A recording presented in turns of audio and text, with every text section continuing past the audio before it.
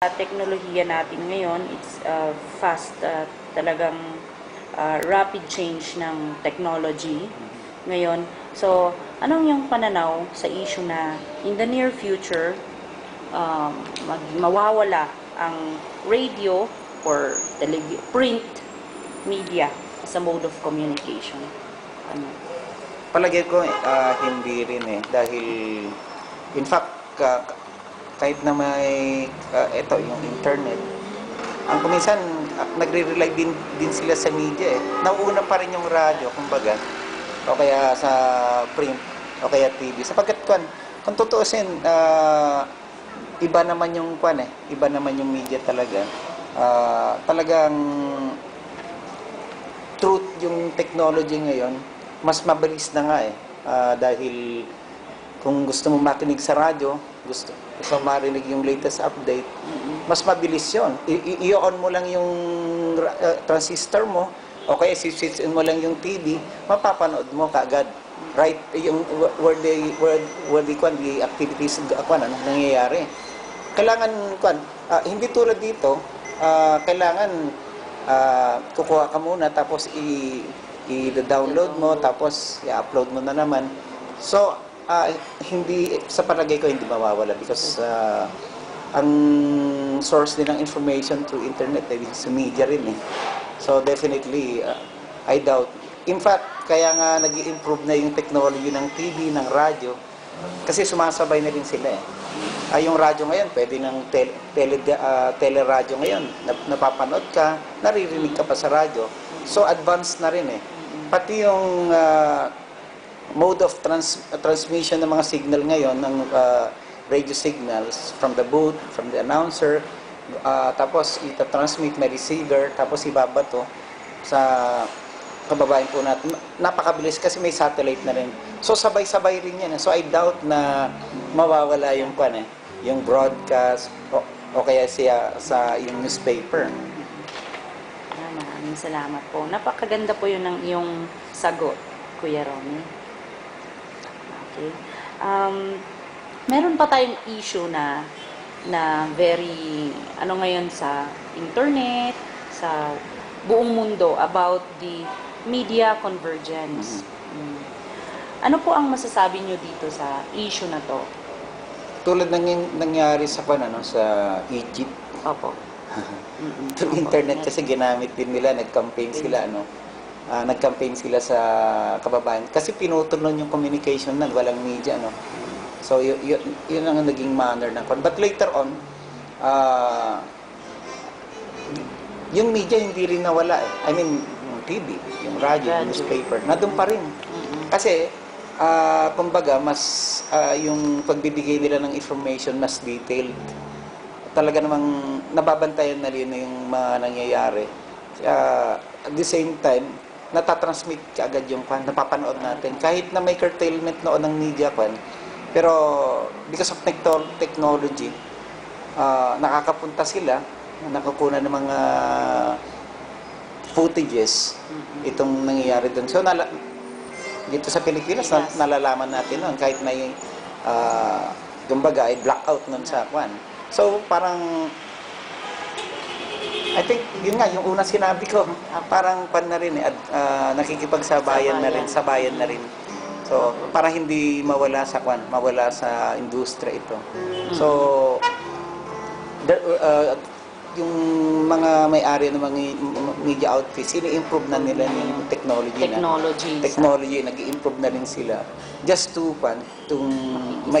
makikisabay. Just to make yung transmittal ng kanilang mga story mas mabilis. Na makakarating sa audience. Tsaka yung sir, yung mga yung mga reporter sa radyo, sa ating mga news writers, sila ang direct na contact ng mga tao. Tsaka pupunta sila na-interview yung na-interview kaagad yung mga pwedeng magsalita. So yung information mas mabilis. Mas mabilis yung information talaga. Direct sila sa mga tao.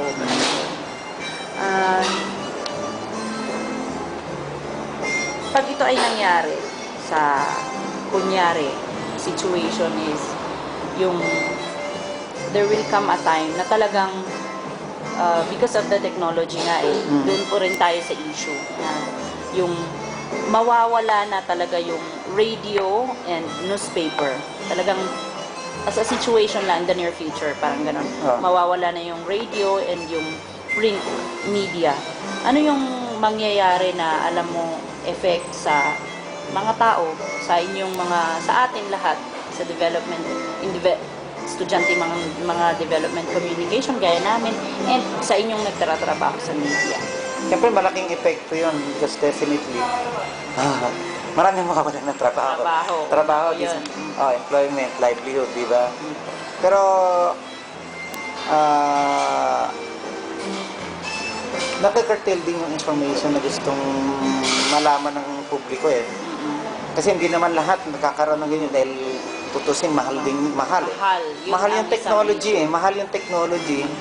Pero dahil sa media, napapadali yung information. Pero pag wala kang pera, hindi mo mabibili.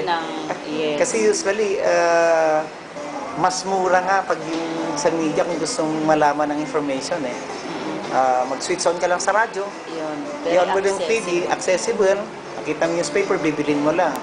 Eh kung wala kang laptop, wala kang computer na pambili, wala kang pambili, wala kang access. So, definitely kung parang mawawa yung transmitter ng information, yung dapat malaman ng tao, maka-curtail pag yung mawala yung at i-dominate ng new technology now. Oo, kasi hindi lahat ng yung detalye ng balita na hindi nila malalaman. Oo. Tsaka yung mga tao, sir, siguro, mas lalo dito sa atin sa Pilipinas, yung life, yung ating pamumuhay, hindi gaanong mataas gaya ng pamumuhay ng ibang bansa, tao sa ibang bansa. Tayo third world country. Third world country tayo na. Pero sabi ko nga, nandun yung technology na ngayon. Pero hindi lahat naman ay makaka-avail dahil sa hirap ng buhay.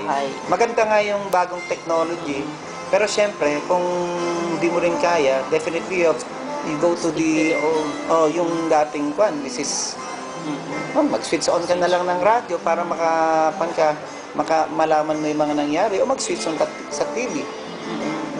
Ano po ang maipapayo mo, sir, sa tulad naming mga DevCom student na kumukuha na gusto namin yung mga estudyante na gusto namin pumunta sa radio or sa print or sa broadcasting sa at least yung yung masasabi ko lang yun, at least mas maganda ngayon dahil during yung mga subjects ngayon nung nandun kumukuha pa kami, wala yung ganitong bagong technology na offer.